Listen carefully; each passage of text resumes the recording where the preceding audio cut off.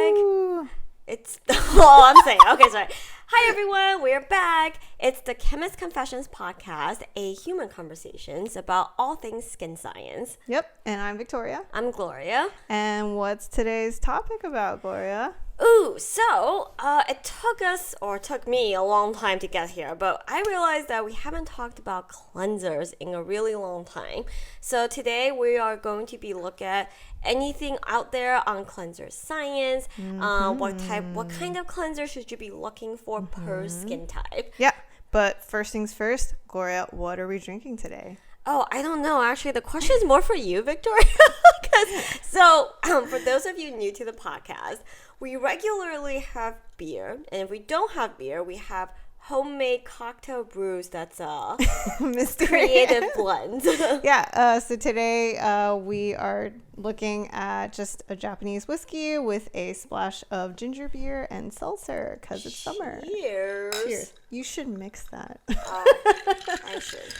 Cheers, everyone. Now everyone must listen to the ASMR of ice. Yes. Which I feel like is a faux pas on podcast. All right, so let's get right into it. Let's start with some brand updates. We have some really exciting news. Our Chemist Confessions team has grown to 3. Oh, shedding a tear. Yeah, this is a huge moment for us. We have finally, I'm sure all of you felt that way, gotten some marketing help. Yes, so welcome to the team, Ava. You'll see her here and there on social media. You'll hear her very, very soothing voice sometimes as well. She's going to be our marketing assistant and has already been doing a great job. Yeah, so if you have been seeing that, hey, Chemist Confessions seems to be on a TikTok trend lately. Yeah, that's her. Yeah, that's not us. Yeah, we're not good at that. Cool. Say hi, Ava. Hi, Ava. Welcome to the team. Yay! Cool. All right, so we've got that going on, so really exciting there.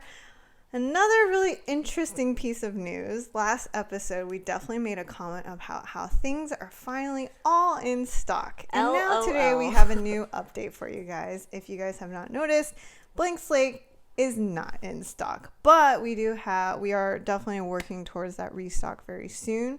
The goal will be August. Yes, so we are recording this episode on July 7th. By the time this episode comes out, we should be very, very, very close to the Blank Slate coming back in stock. If you haven't yet, make sure you sign up for the notification on the product page directly. You'll be the first to know, or subscribe to our email list. You'll find out that way as well. Yeah. But other than that, we are going to get into some nice words. The first one is going to focus on our baby steps exfoliating treatment. The title is Simply the Best. Why, thank you. So this person writes, I don't know how, but this clears my skin like none other with 0 irritation. Excellent. Yes. I initially got a sample and was so impressed I ordered the full size. Woohoo! So versatile too. Mixes super easily with moisturizer so I can titrate. Wow. Talk about someone who might be in chemistry. Titrate the dose. I've also had amazing results using it as a mask and as a spot treatment. Woo! I love this review. It basically summed up everything we want to accomplish with the baby steps. It is our gentle introduction to the world of chemical exfoliation. Even though it's positioned as a gentle intro, it might just be the one your skin needs. You don't need to go heavier than the baby steps. And it seems like this person has mastered all the ways of using this product in their routine. I did want to shout out that we finally have implemented the different attributes you see on reviews, like skin type, your age range, and also some of the routine tips that people have shared. So definitely go check out these reviews, and if you have tried our products, please leave us your honest review and share these details with us. It can really help someone else find a product that's right for them. Yeah, so in updating our website, we had lost this feature, which we originally had for those of you who have stuck with us from the very beginning. And we have found that it's really served as a really great testament. It has helped us help others find products that work for their skin types, also how to use it. Also, you guys are wonderful in sharing all of the feedback. All right, next review. One new thing that we started are intro kits. We are really excited about this as some people have found our products to be slightly unconventional, and also didn't realize that our products can be used in multiple ways, in multiple methods. So we launched 3 intro mini kits. And so this review is about the Hydration Nation Intro Mini. This is our Miss Reliable and Aquafix samples. The title is Mini Samples. And she writes, "Love how well these products hydrate my skin and lock it in. I believe these products will become a staple in my skincare routine." Yeah, Yay. exactly what we intended to do. As Victoria said, a lot of our products aren't created to fit more traditional lingo you'll hear, like is this a serum, is it a moisturizer? And we realized that even though we put a lot of our chemist mindset into creating these products, it can become confusing, when the two of us go off on rants like, well, it kind of depends on your skin type, depends on how you like to use these products. It can be a serum, but it can also be a very good moisturizer. I low-key think sometimes people are like, can you just tell me how to use it? Do I need this or not? I don't need the 3 asterisks that come after. Yeah, so we create these kits. Hydration Nation is one of the 3. It can be used for all skin type. Aquafix can be used alone if you're very oily. You can use the 2 if you're normal to dry, or you can just use Mr. Reliable if you have normal skin that doesn't need a lot of frills. Yep. Exactly. And that's it for our brand update. Woo! All right, moving on. So now it's time for In the News. The news. So today we want to share an article that came out in GCI. This is about the exaggerated sustainability claims. We had to talk about this because this is literally following up our previous episode on sustainability. All in all, one of the stats that they shared was the International Consumer Protection and Enforcement Network. This is a committee that is also looking at, remember, regulation for sustainability and recycling is different per region. So this is more focusing on the EU. They actually reported that 42% of reviewed cases of sustainability statements included claims that were exaggerated, false, or deceptive. And this is going to lead us into one of the policies that they just put in place in the UK. Their UK's Competition and Markets Authority issued the Green Claims Code in September of 2021. And this is to address all of those greenwashing and misleading claims that do impact and influence consumer buying decisions. So this actually makes us happy. Yeah, it's not surprising at all. The number, if you guys listened to the previous episode where we desperately try to inject fun into a very dense, very, very We're difficult so fun, subject, guys. You'll know that sustainability is very complicated. And we're by no means at the point where we can say, we solved it, guys. Yay, let's all feel good about it. So this is where a lot of marketing claims does go beyond where we are in terms of actual deliverables. So it's great that the EU is taking lead, per usual, on cracking down on some of these misleading claims. Just wanted to share, for those of you who haven't seen the episode, go back and check it out.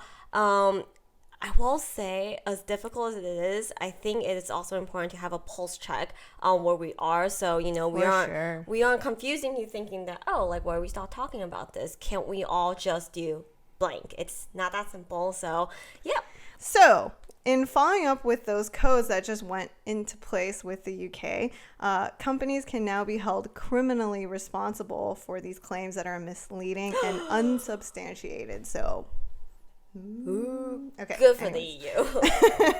All right, next we've got some launches. Yeah, we're going to keep this news section really brief this time because we haven't done a big focus on decodes or even a closer look at celebrity launches, but just recently we had 2 really big ones came out. So update those celebrity bingo skincare cards. Yeah, so we mentioned Kim K's line in the last episode, and since that came out, since that episode came out, the line is now officially available as well.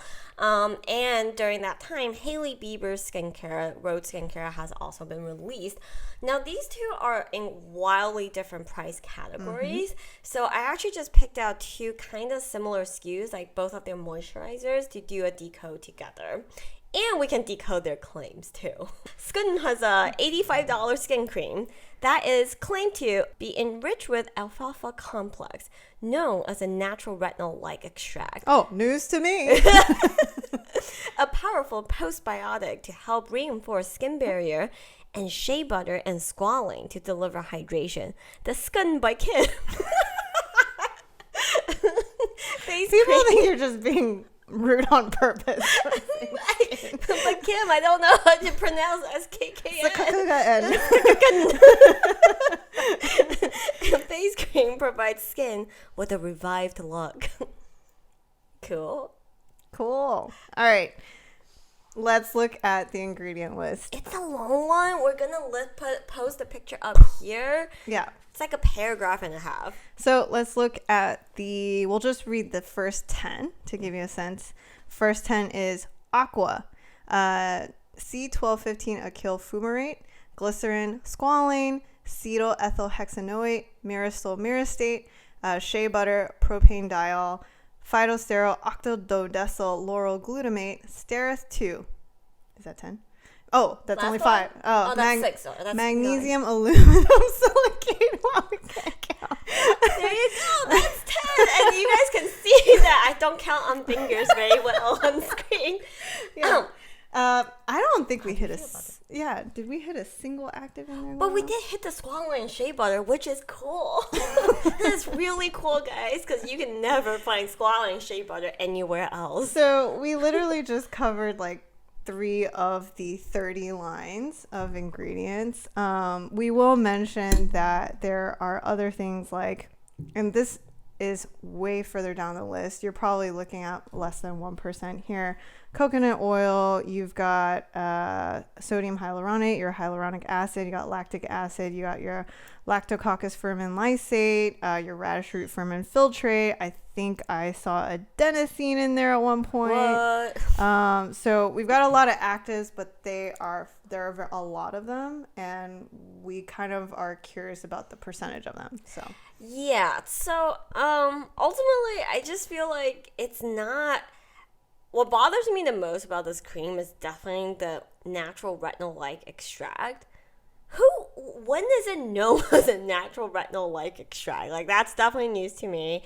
And at the end of the day, it's structured like a pretty basic cream.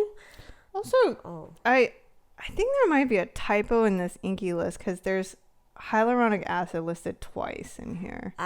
There's a blend. I definitely just copy and pasted the list from the website, so there might be a typo here and there. Huh, interesting. Okay, cool. So general takeaway as this is a moisturizer. That's the it. end. If you hate $85, if you have $85 in your wallet, you're like, I can't stand looking at you. I have Damn, to Gloria. get rid of you. Then buy this cream. Oh my God, don't kill me, Kim. All right, cool. Yeah, but I will say they did a consumer perception study, and if you don't know what that means, it's actually quite different than a clinical where actual measurements are taken by an expert evaluator or an instrument. But in their consumer perception claims, these are people that test it, go back, fill out a quiz, and grade it themselves.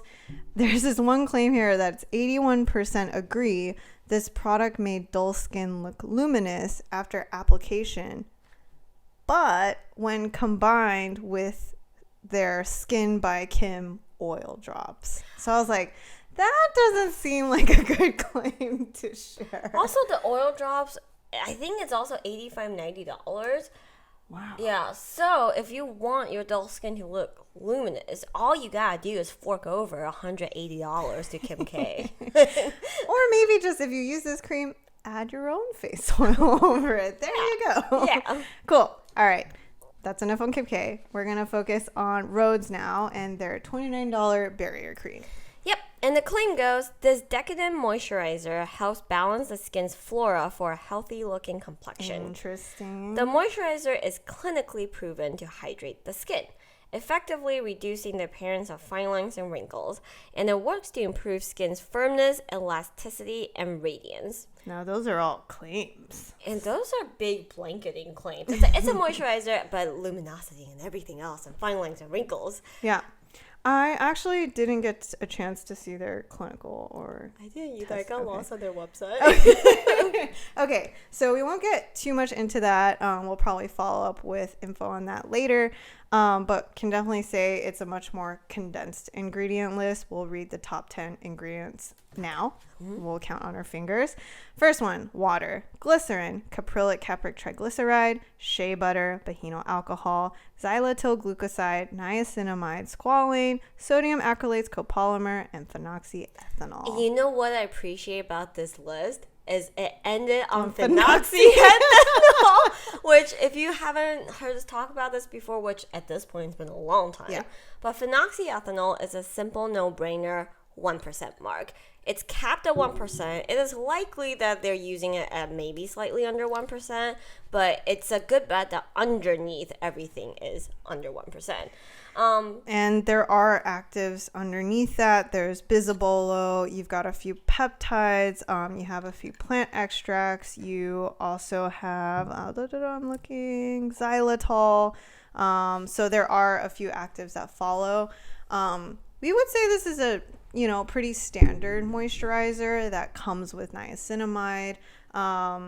Yeah, I don't really have I'm so glad that they launched around the same time because I was like, oh, my, shea butter and squalane. I think I just saw you on Kim K's list. Just to kind of showcase that. Yeah, I think since we started, we've done a lot of decodes.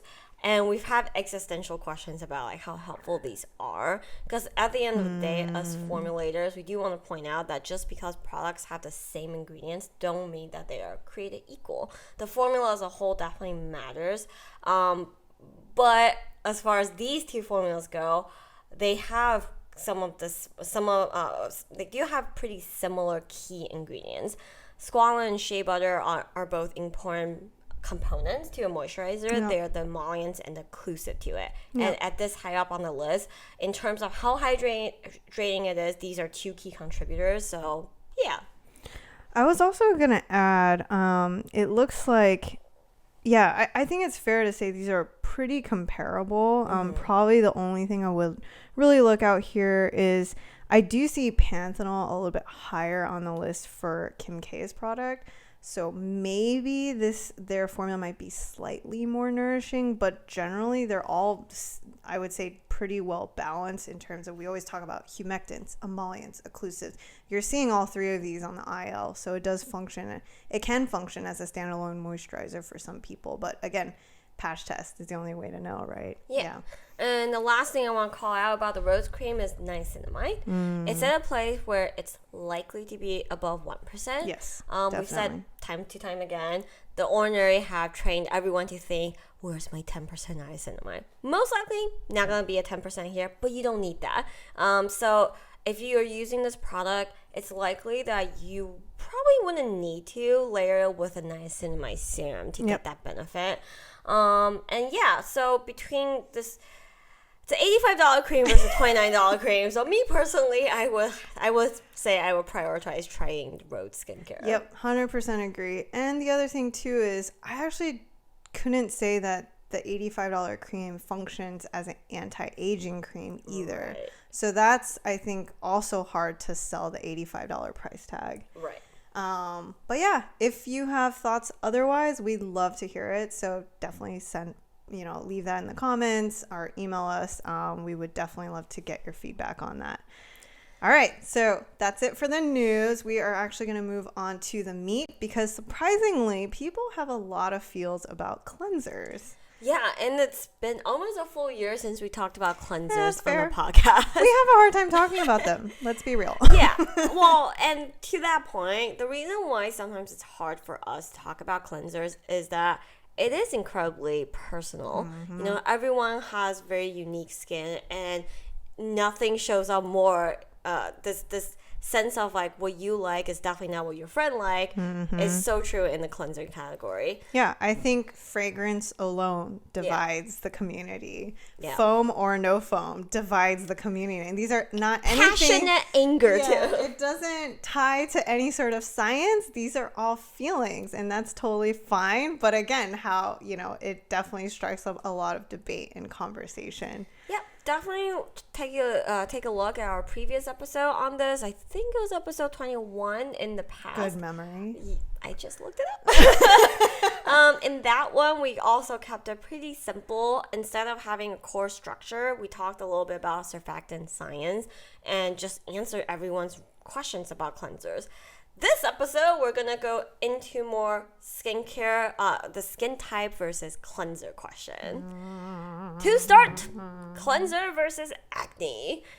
I think this has to be I think an acne cleanser has to be a lot of people's entryway into anything skincare. For sure. Yeah.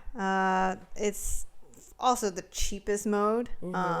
But I think we've shared this in our previous episode too, so this might sound redundant, but there are just a couple studies that do show that 2% salicylic acid washes can be helpful to a routine.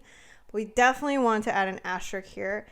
There is no way a single cleanser is going to solve your acne breakouts. It's definitely helpful. It's definitely can boost your acne topicals and your general acne routine, but it's not going to be the single solution that makes or breaks your routine. So not to over glorify what an acne cleanser does, but it definitely is a mode that we see in a routine where you can add a little bit of salicylic acid or even BPO if you can't fit it anywhere else. Yeah, and kind of adding on to that, it's definitely time and time again you'll hear us say you don't want actives in your cleanser because it's like washing it down the toilet. True. This is the category where it is there to help. Yeah. And we did share the salicylic acid versus BPO wash study back in the day, and I do kind of want to dive into a couple other more creative studies. Now these are smaller studies, but I still think there's things to take away from these. Let's do it. All right. So there is an 8-week study that have one regular cleanser benched against a cleanser with actives. So this active is actually a very interesting blend. It had 1% salicylic acid, 0.04% triglycerin, which is an antimicrobial. People are freaking out right now. Yeah. Often using antibacterial hand soap. It has fallen far from grace, but we're not here to discuss triglycerin. And then 1% azelaic acid. How the study worked is every person gets both washes, and it's a split phase study. They wash it twice a day for 4 weeks, and then they stop using these cleansers for 4 more weeks. And basically, expert graders will look at these people's acne breakout lesions and compare at the 0 week, 2 week, 4 week, and 8 week time points. What's interesting is at the 8 week time point, so 4 weeks after they stop using both cleansers, the one with actives show a greater, and we'll have the graphs here, it shows a greater reduction in that angry, inflamed acne. But over 4 weeks, and then over 8 weeks, the two cleansers, in terms of the number of lesions reduced and the average amount of breakout, is about the same.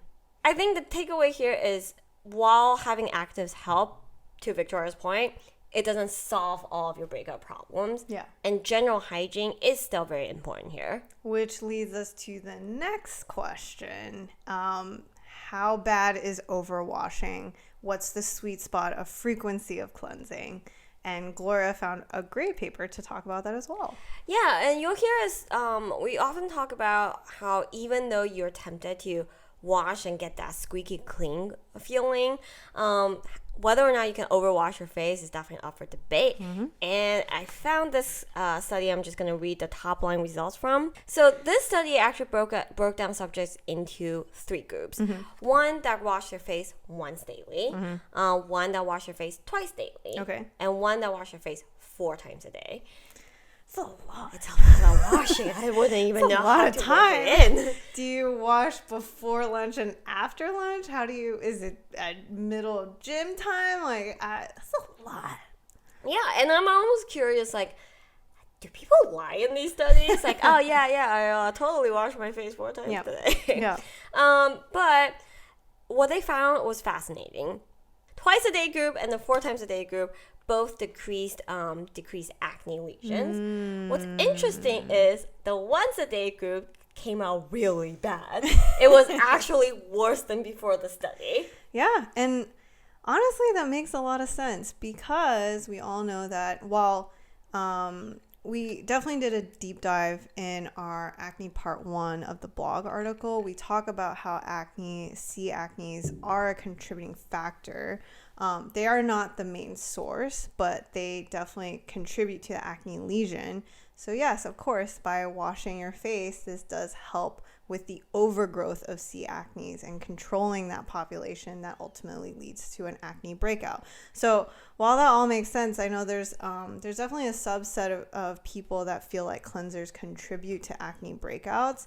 So great study to have to share this with you guys. Yeah, I think between these 2 studies, it is important to say that both of these studies that we talked about are small. They're under 20 people. It's more like it shows something, but not to take the conclusions more data away. needed. Yeah, exactly. I think the key takeaway here is twice a day seems to be the sweet spot if you're acne prone. Yeah. And I was going to say, just to add to that, do you need to wash 4 times a day? Definitely not. Remember that with acne breakouts, your skin is under fire. You're also putting some generally harsher topicals on your skin. It is important to help your skin barrier through this process. So by overwashing, it does and can impact the health of your skin as well. So just keep that in mind. So again, like Gloria was saying, 2 a day is the golden rule. I don't think we have to question that again, but let's see. Maybe there's another paper that will make us feel differently. Yeah. Yeah. All right. So that's it on cleanser if you're acne prone. And let's go to the other end of it, cleanser versus dry skin. Oh, the feels. Yeah. So I personally have very, very dry skin. Growing up, I never pointed my fingers at cleansers, and I love soap cleansers. The squeakier, the better. It's that lathery, like luxurious foam that smells nice. Yeah, so definitely feel for anyone out there with dry skin. There's a lot of things you'll hear on the interwebs. Things like which surfactant should you use? People swear by low pH cleansers, this and that. It's important to remember that this is why cleanser is really hard for us to talk about, because cleanser formulas are complicated by design. Surfactant, the pH, they're important, but they're just important pieces of a puzzle. Yes. None of these things alone are like the ride or die golden rule that you should go off of. I think that's such an important point to remember because people, while it's great to try to figure out, which surfactants your skin might like or dislike, it's very hard to come right out of the gate to say this surfactant like cocoa betaine, SLS, like these don't work because most cleansers are blended and those percentages of these surfactants are different. There's no chart of how much you should really use per surfactant or golden rule, golden ratio, anything like that. So to write it off immediately right out of the gate, we would say don't do that. But if you think you might have an inkling about this, trial another one with that same surfactant. And I'm getting ahead of ourselves because we are going to talk about cleansers in the routine, but I think we always get some people say like, oh, I'm really not good with X surfactant. And we'll be like, okay, what cleansers have you tried? And then we'll try to backtrack the history. Anyways. I went off tangent, sorry. Yep. But something that I thought was interesting to talk about is nowadays you'll hear a lot of claims that's like, oh, like this body wash or this cleanser is actually moisturizing. So can cleansers be moisturizing? there might be some merit to these claims, actually. Not to say, if you're dry, though, you should never go with, not to say the cleanser replaces your moisturizer, please. It's just to say that it helps. I did find a study where there's 50 subjects. It's used for 4 weeks. They used a body wash, one that is moisturizing, one is not. And the moisturizing body wash contains ingredients like glycerin, petrolatum, and soybean oil. So they looked at parameters like erythema, scaling, dullness, and roughness. And it does seem like the hydrating body wash tends to do a little better. If you zoom in a little closer to these charts, you'll see that the error bars are humongous. They're like this. I was looking at it's like in the beginning, the baseline. It's all over the place. Yeah, right? exactly. Yeah, but directionally, it seems to indicate that these ingredients matter. Now, what does it mean for you when you're choosing a cleanser?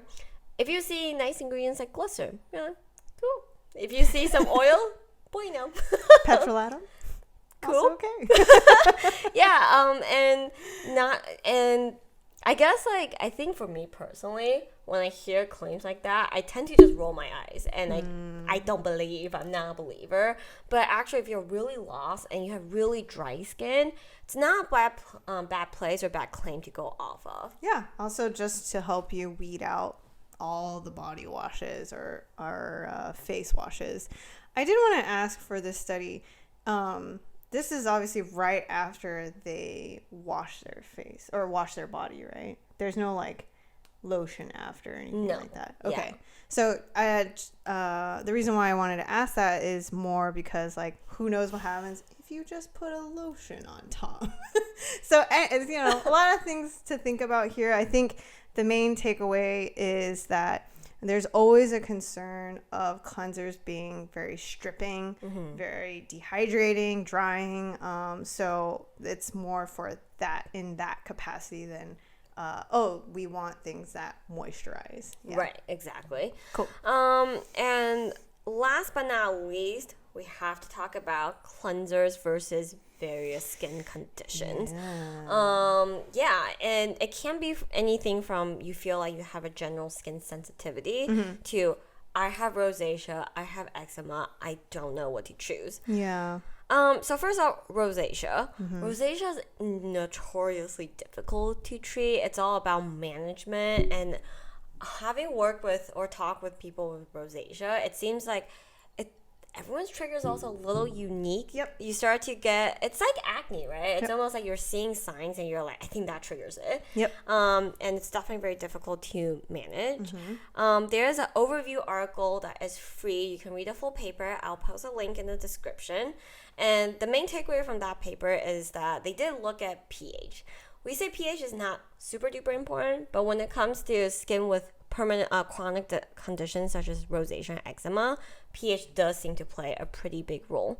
So they tested Syndet soaps, which are soaps with lower pH and surfactant blends instead of soap-based alkaline soap. It makes a huge difference to people with rosacea. Yeah.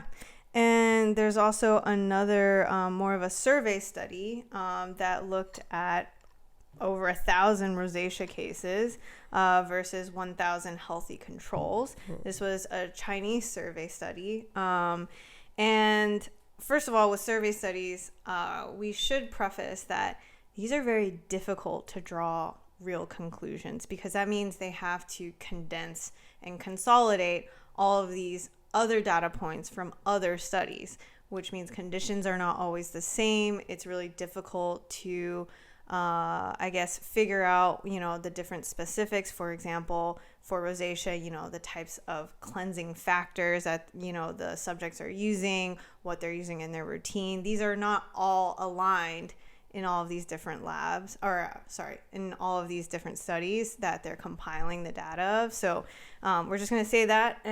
But there are some really interesting points here.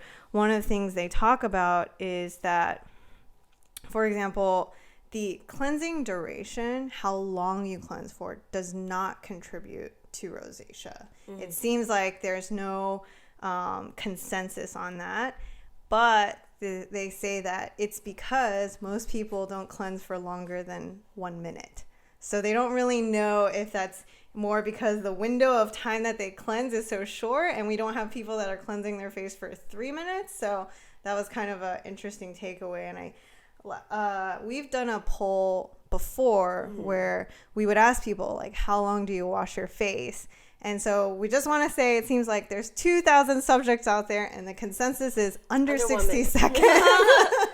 And I think in the past we've done content where we compare cleansers by washing off different types of makeup on form. Yeah. And we'll try to control the method a little bit better. We'll lather for like a full minute. And then we get comments like, who the heck rubs their skin for a full minute? Like, who has time for 1 minute of cleansing? I was like, oh, I didn't know that. Yeah. Well, today I learned most people don't. Yeah. The other interesting takeaway was they found that the overuse of cleansing tools and deep exfoliating, those can contribute to rosacea. And what that means is cleansing devices, that can be brushes, anything that more gives a mechanical motion. Also to even like exfoliating products. So that was, we thought was interesting. And the other thing too was they talk about oil absorbing. They also mentioned facial mask. So we kind of have to dissect what some of these terms, they don't clearly define what that means. I think they kind of put these as like umbrella categories, but they definitely, I think what they are alluding to is clay masks. They find that those deep cleansing facial masks that people do can contribute to rosacea along with certain in-office procedures, but they didn't really clarify what that means. That could be anything, so I didn't know what to make of that, to be honest. I will say these survey articles are always interesting but kind of annoying for us to read because they survey a ton of people. So, but at the same time, like, I don't envy these researchers because to extract anything consistent out of 1,000 people and just their basic daily habits is really hard. Yeah. So if we were to make a conclusion here, we would say that, hey, don't wash your face for too long. And also don't and don't overwash your face with devices, and don't go too crazy with those. And that, I think those would be the main things there. Yeah, and I want to add that I think sometimes people with more sensitive skin tend to look at these studies and say, oh my god, like I am using a device, like I am doing this and that, and I should just stop. That's not what we're saying at all.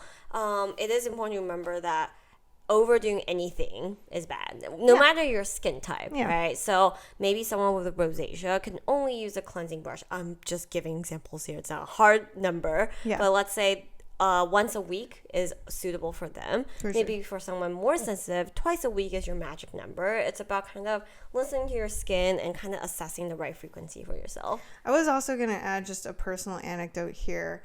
I do like to use some sort of cleansing, I don't want to say device, but just like an element, whether it's a contact sponge or something during the summer, because I'm wearing way more sunscreen. My skin is way oilier and sweaty.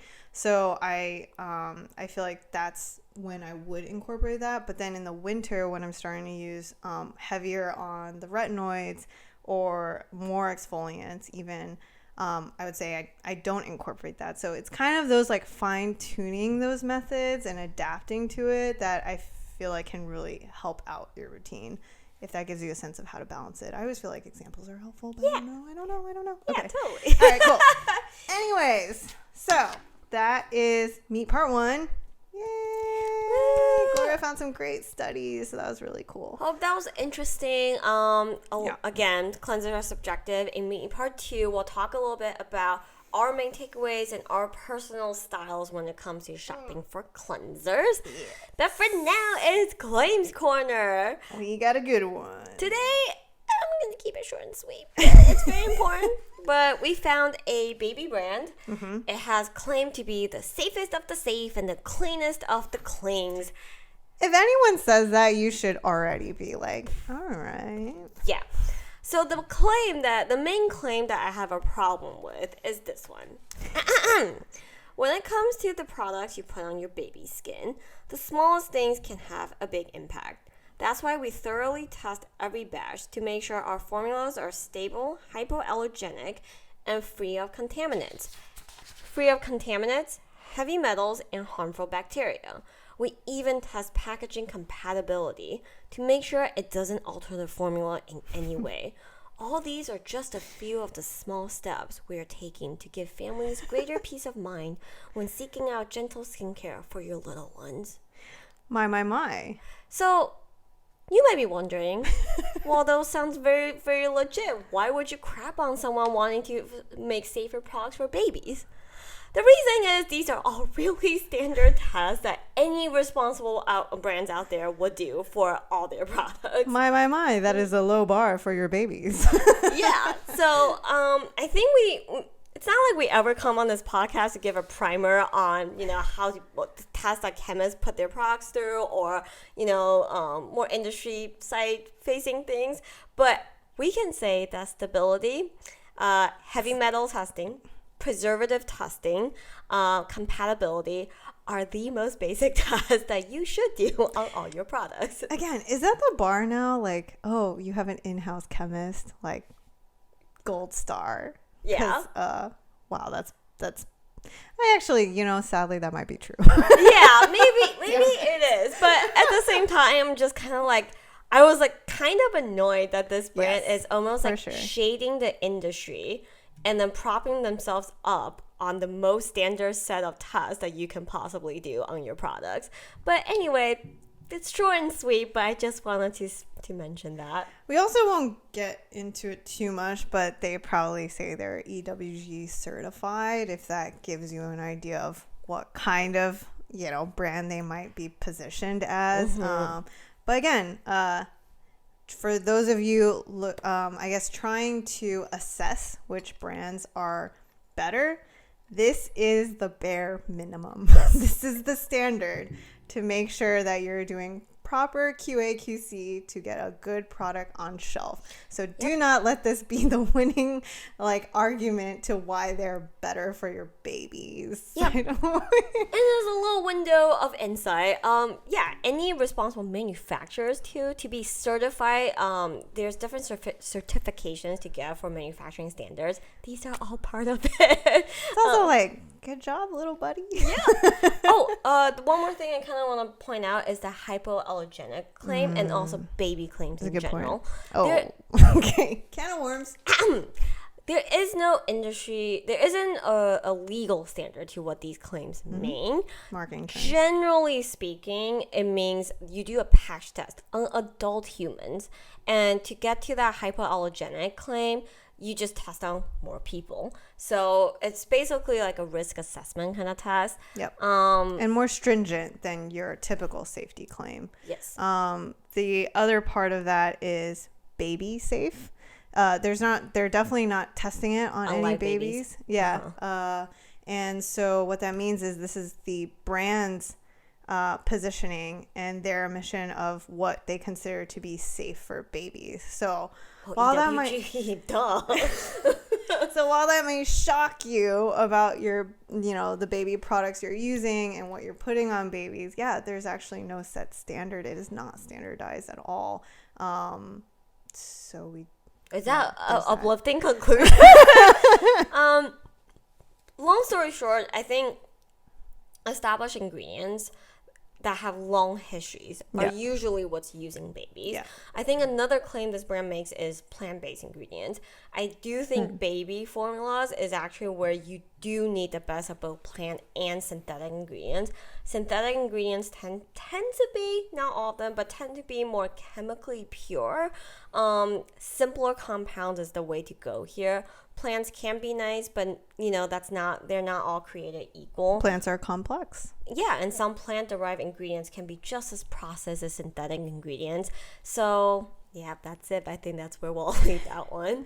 And also, at the end of the day, this is something to work with your derm, your pediatrician, to find the best solutions as well.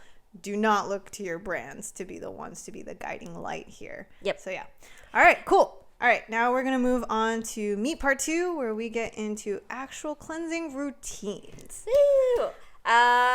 For those of you who are new to us, I have really dry skin. I wouldn't say it's super sensitive, but it's very, very dry. Oh, sorry. Is that my turn?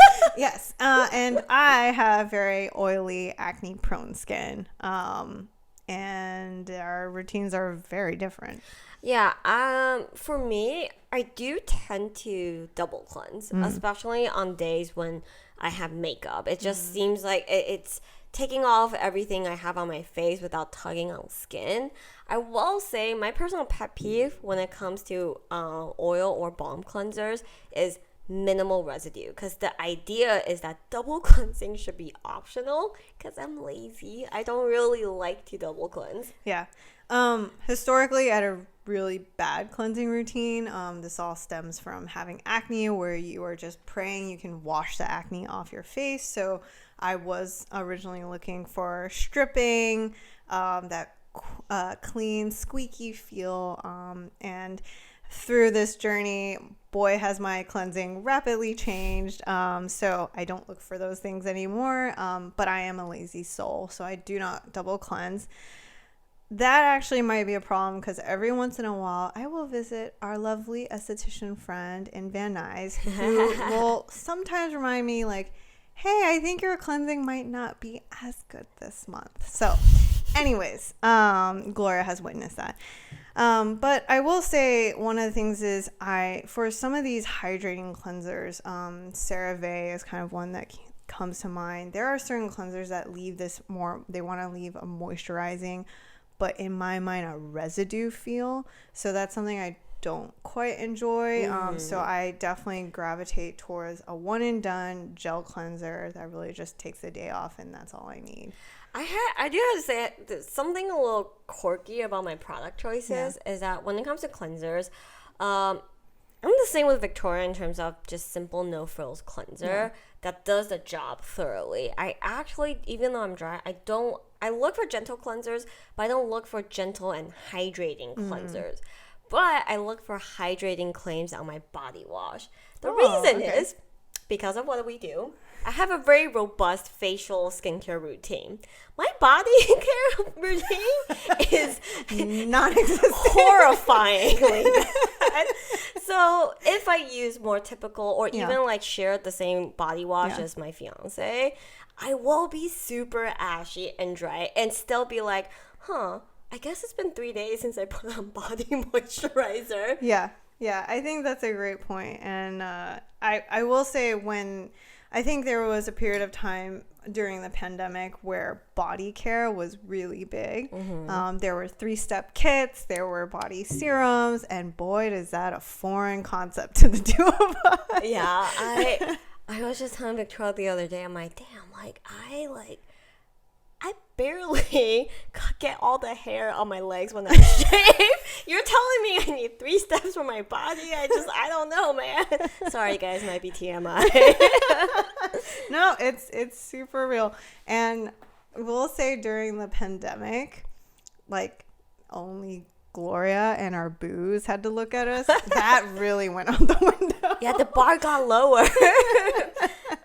Yeah, cool. All right, so we should also kind of say, if you are looking for a place to start, start basic.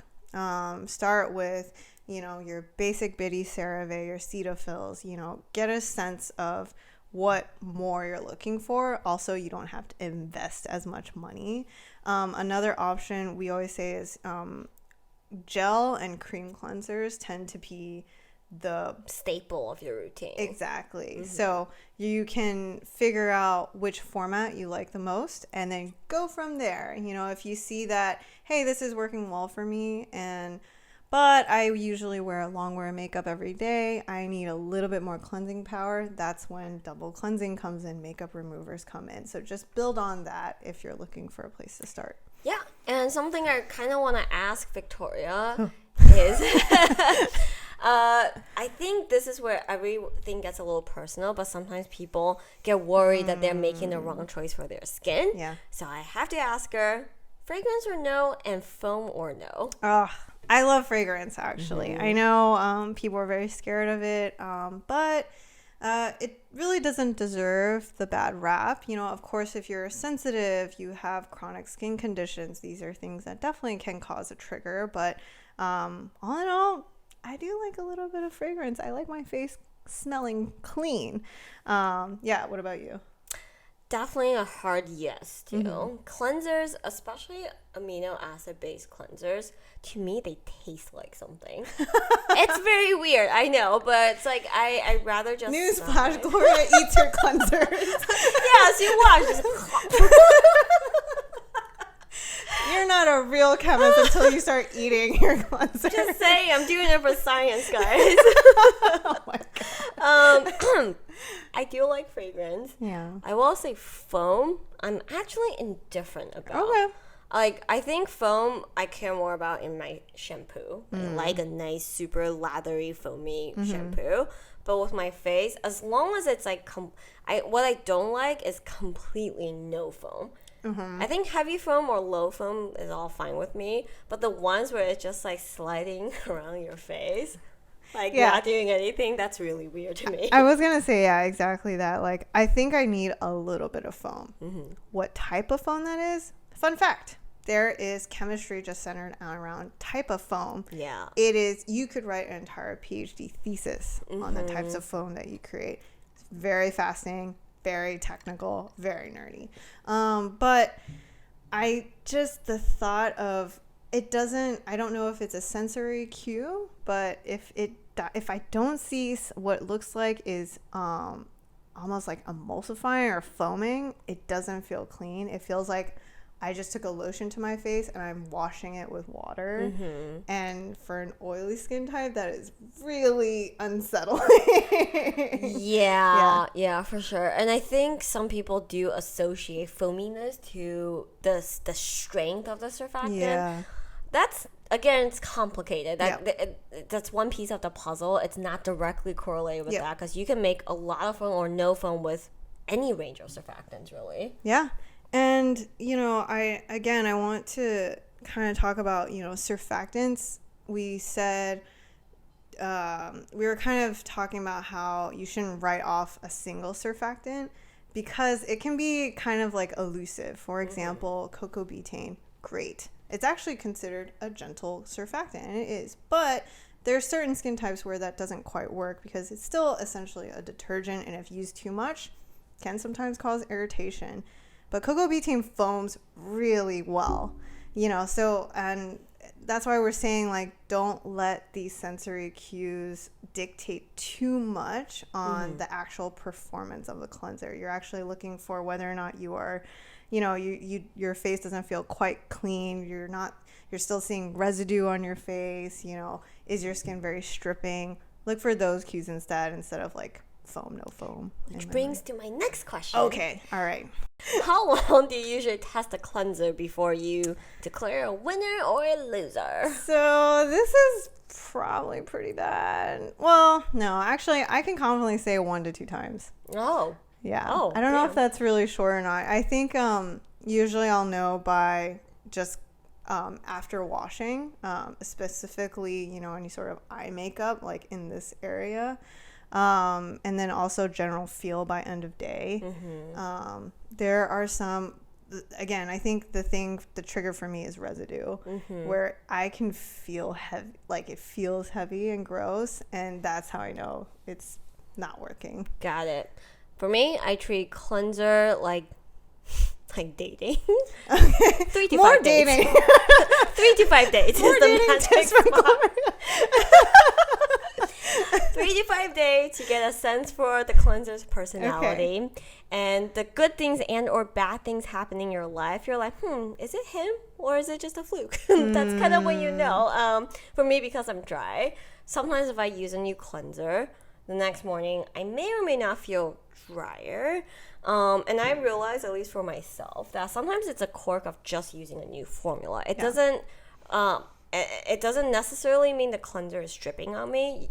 Usually my skin will kind of like get over it after the 3rd or 5th use. Yeah. But if it doesn't, that means that the cleanser itself is causing problems. Yeah, that's a good point. So yeah, today, 55 dates with your cleanser. Today I learned Victoria runs away quickly, whereas Gloria tries to give it a chance. Yeah, maybe we just picked the wrong topic to talk about. Wrong dating scenario, wrong event. Yeah. It's retinol night. It's just not setting it up for success. Yeah, good point. All right, cool. Any personal pet peeves with cleansing? I think I briefly mentioned it, but I don't know how much I can stress I can't stress enough how much I hate the completely no foam texture. Yeah. It is seriously disgusting. It's like snotty to me. Yeah. I think pet peeves might be more around acne claims with cleansers. It's a competitive market. Acne cleansing is like a whole row of it's a whole shelf of products. But I think people seem to hone in on this product format for acne, and I just don't want people to be misled in that sense of that this is the problem. It's like, actually, it's probably not the problem. It's, it's just acne being acne, so anyways, general feels of acne. So I guess to wrap the meet up, it's actually not in our notes, but I figured we haven't talked about any products, so I just kind of want to share a few products that I've used throughout my life and kind of the evolution of that. Yeah. My go-to since I was, in middle school or something, has been Origin's, like, I think it's called Balance or Perfectly Balanced face wash. Okay. It's soap based. It's white. It's the white bottle. Yeah. And I love that squeak. I'm like, oh my god, my face so clean. It's so dry, but it's clean. Yeah. Yeah. So that was my go-to for years. And then my sister introduced me to the Shu Uemura cleansing oil. Very and then fancy. That was my go-to for a few years until I realized that, if I had to choose between ramen and my cleansing oil, I think I'm going to have to choose ramen. So that's when I started dabbling in all sorts of drugstore cleansers. And from there, I didn't have a favorite. There, I was, honestly, this was all before I got in the industry. So I've used all the classic, and I think what I like and didn't like were all based on fragrance. Yeah. It's just the feeling. Yeah. And after getting into the industry is actually when I realized, oh, hey, I'm dry. Maybe I should try gentler cleansers. When did you start using cleansing balms? That's when Clinique came out with the Take the Day Off. Yep. And it wasn't right when it came out. Honestly, it was when I had my first traveling catastrophe with my cleansing oil. It exploded over my clothes, and I got to Europe with a greasy luggage. Yep. So, yeah. For me, again, it always started with Neutrogena. I've tried all the acne washes in Neutrogena, so and some of them are quite stripping. I think I eventually moved into the derm tried to put me on the Cetaphil facial wash, and again, that's actually the perfect example of something that doesn't foam, but it's supposed to be incredibly gentle. The shoop effect. Yeah. Yep. And that didn't last very long, actually. I couldn't take it. And then I agree with you. I think generally I was choosing things based on fragrance, but I really stayed more in the gel category until I got to the Philosophy. Oh, that's Philosophy a good one. Purity. I thought it smelled great. It's actually not that stripping. It's more of a cream cleanser, and I think I was on that for actually most of my high school and even into my college years. Yeah. Actually, that reminds me. I think now we both use Blink Slate in our routine, even though we have very different skin types. Yeah. So coming back in stock any day. But we're working on it, I promise. But I do think the Philosophy Purity Made Simple, I think is what it's called, is actually one of my favorite not ourselves cleansers too. Yeah. And it's been a while. We will definitely share some of our top favorites in terms of different cleanser formats. Fun fact, Gloria loves powder cleansers. Oh, yeah. It's actually very random. I have a few, and the thing is that they're all sketchy because my mom will buy them. I'm like, Ma, these cleansers are awesome. And, like, the labels will be peeling off. I can't read the brand. But it's like, like the powder enzyme cleansers I tend to like. Yeah, those I'm kind of okay with. I think also because they're kind of messy and they clump and it's not very clean. So yeah, I was trying to think if there's anything else I'm missing here. But yeah, I think cleanser. Price point? Yeah, I haven't ever spent on a luxurious cleanser. I think the most expensive cleanser I've ever gotten is probably Shoe More. The Shoe and More cleanser. Wow, yeah, actually now I think about it, it's absurd. Like, I want to go back to college me and be like, what are you doing? You can buy 10 Bitcoins with this. Why are you buying cleansing oil? Yeah, but I think that was like my foray into real skincare because I think I mentioned before, college is when I first noticed that, I mean, it's always been dry, but college is when I noticed that dryness was starting to cause real problems. Yeah. And I was like, holy crap, I'm 20 and I'm starting to see first signs of like fine lines. Yeah. So to want to take better care of my skin, I turned to more expensive skincare thinking that it must be better. And then I realized, wow, why am I spending $70 on cleansing oil? Yeah. And I was going to add, we always say like, you don't want anti-aging actives in your cleansers. You don't want to pay for that. And that's true. But cleansing can be considered an age prevention step. Good cleansing habits, the accumulation of, especially if you're in the city, like pollution, these and, external aggressors. This is actually all important in, your general age prevention for skin. So it's kind of a weird concept, but you can think of cleansing as an age prevention step. I forgot who. Which I think is hard. Yeah, I forgot who I was talking to recently, but someone who doesn't really work in this industry. Yeah. And I said that line, and they're like, what? I was like, how often do you wash your face? He's like, I want to remember every other day. When do you remember? It's like, yeah, daily cleansing is important. Maybe good first step. Let's start there. When you remember, I'm sorry, it's really hard to imagine putting on anything on my face if I haven't cleansed. I used to know a girl who in college, never washed her face. Her morning routine consists of patching in eyeliner from the night before. Like whatever is smudged overnight, she'll just fill it in and off she goes. Stuff of nightmares, guys. But I forgot how garbage your everything habits are in college. That's so true. College habits were absurd. We're not going to talk about it. All right, cool. All right, so that's the meat. Hopefully it is somewhat helpful. It gives you an idea of where to start. It gives you an idea of what not to fear when you're cleansing your face and why it's important to properly cleanse your face. But yeah. Yay! All right. It's time for the... I can't talk. All right, it's time to break it up. Sorry, that was really high pitched. I'm gonna get an email about this. I'm sorry. I know, just think that. All right, it's Animal Fun Fact Corner, and today it is my turn. Woohoo! All right, I'm gonna keep it simple. Today we are talking about the flamingo. Is it pink ones? Yes. As opposed to what else? Are there other color ones? I don't know. All right, let's mingle with the flamingo. Okay. Oh my god! Oh my god! Help! All right. So there are 6 subspecies of flamingo.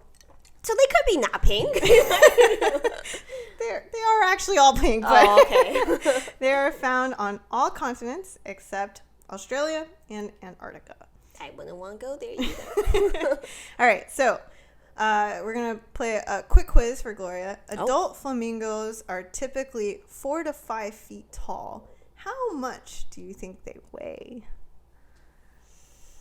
It's pretty tall. Oh, weight is right. Oh, right. Animal edition. I like it. Okay, I'm going to say birds are really light. So I'm going to say 25 pounds.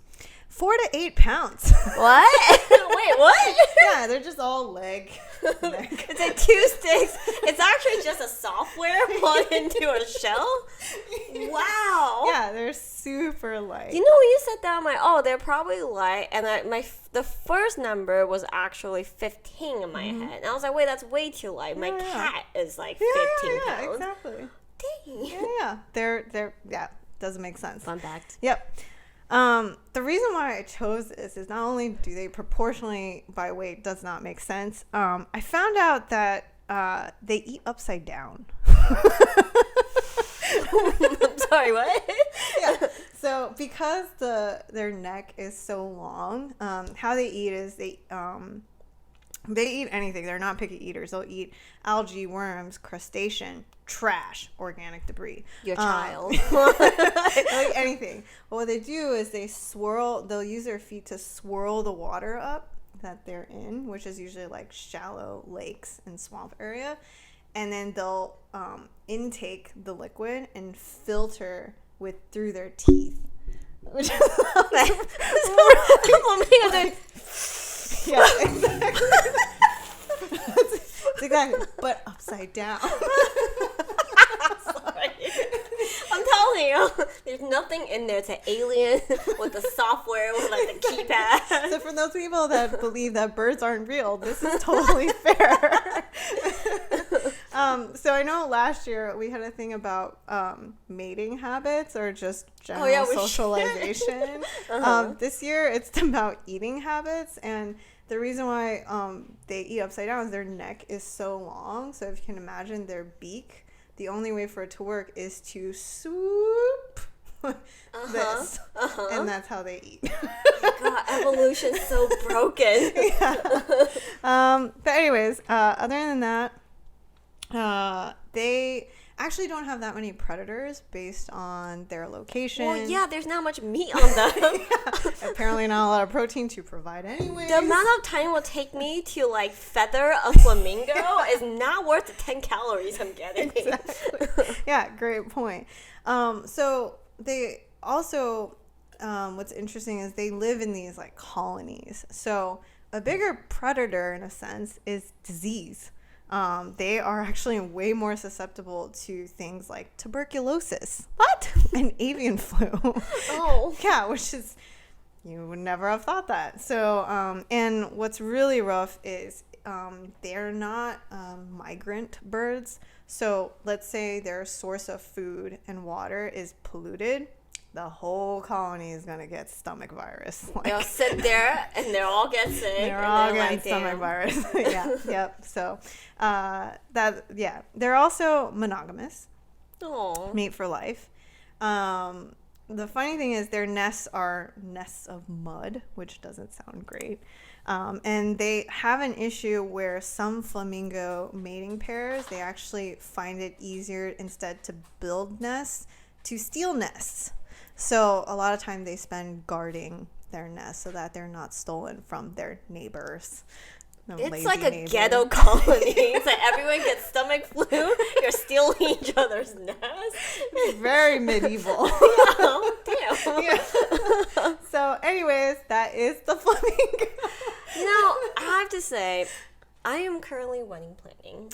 And I haven't really gone through a lot of details, but we're talking about cake toppers, and my fiance did not ask for any of this, but I was like, the traditional symbols of love animals are symbols of love because people think they're monogamous, but they're not really monogamous. Like a swan, right? Like swans are sluts.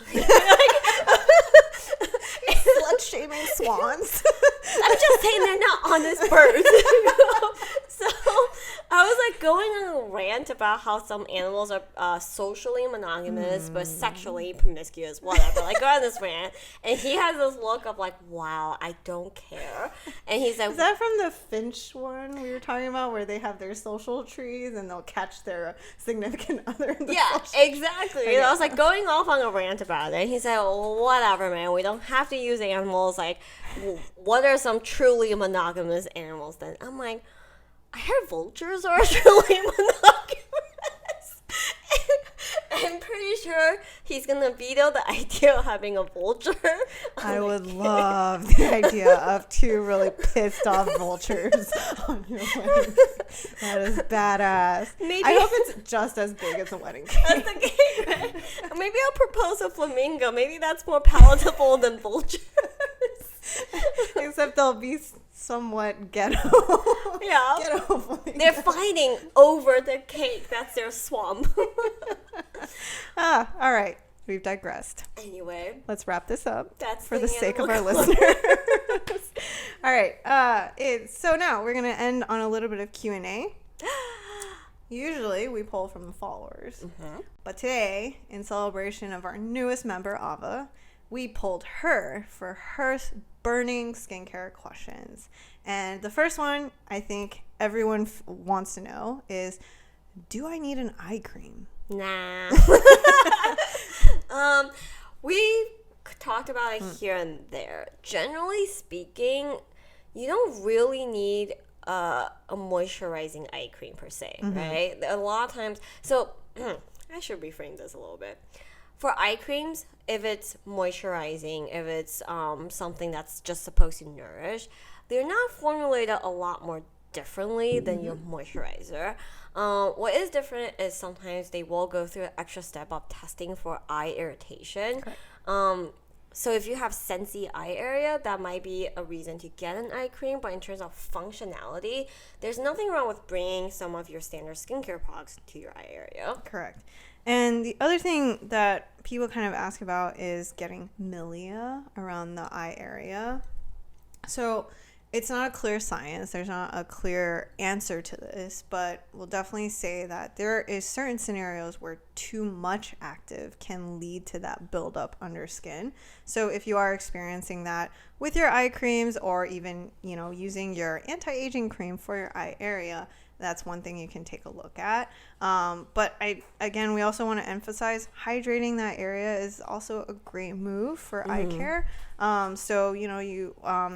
We just did this series on slugging. Even slugging around the eye area is a great step as well. So I have started doing that more often now, because I feel like recently with our work stuff, everything that's going on during summer, it's trade show season. You're probably seeing our Instagram story of all these different places that we're going to.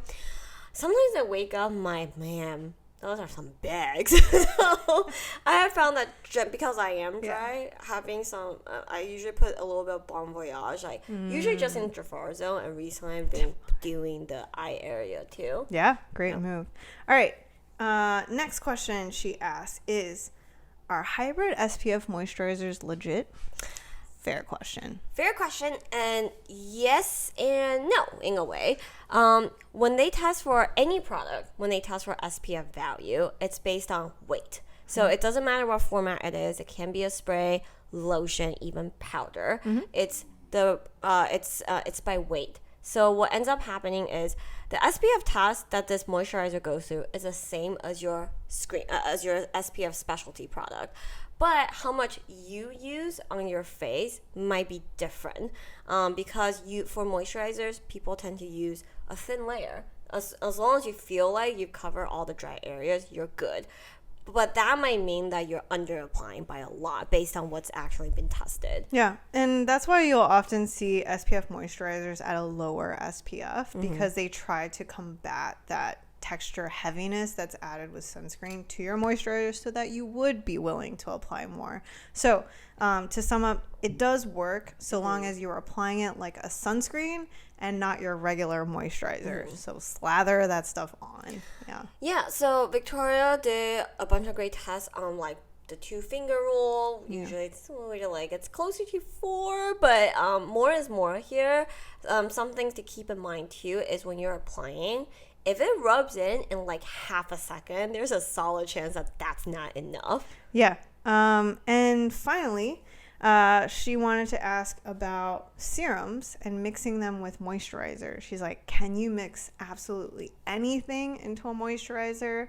And this question gave us a lot of hives, because anything means a lot. But we will say that, generally things that don't quite work out with certain moisturizers are the really low pH serums. So these are your vitamin C's, sometimes even your exfoliants that are not properly pH adjusted. You'll notice that when you mix them into your moisturizers, you'll start to see a formula change. And that is definitely a clear sign this is not working out for either of them. We're talking about the curdling look. We recently showcased a sunscreen that has curdled. Whatever it is, formulas are complex. Yeah. Curdling is just no bueno in any situation. Yeah. But as far as actives goes, we would say there aren't any hard rules, which probably isn't that insightful here. We would say that, the thing with, if you ever are worried about this mixing fact, you can always consider just layering one after another. That's also a very simple way to manage all of that as well. But yeah, hopefully that at least gives you a start. So that's it. Thanks for your questions, Ava. That's it for this episode. You know where to find us, Victoria? You can find us. Actually, you can put all your questions down below in the comments. You can email us at info@chemistconfessions.com. You can also find us on our Instagram at chemist.confessions, as well as our TikTok, Chemist Confessions, which we are slowly building up now that we have Ava. Yes. All right, awesome. So hope you guys enjoyed this episode. Stay tuned for the next one coming up, which the topic, who knows? But if you have a burning desire to hear about a skincare science topic, please let us know. But otherwise, thanks, guys.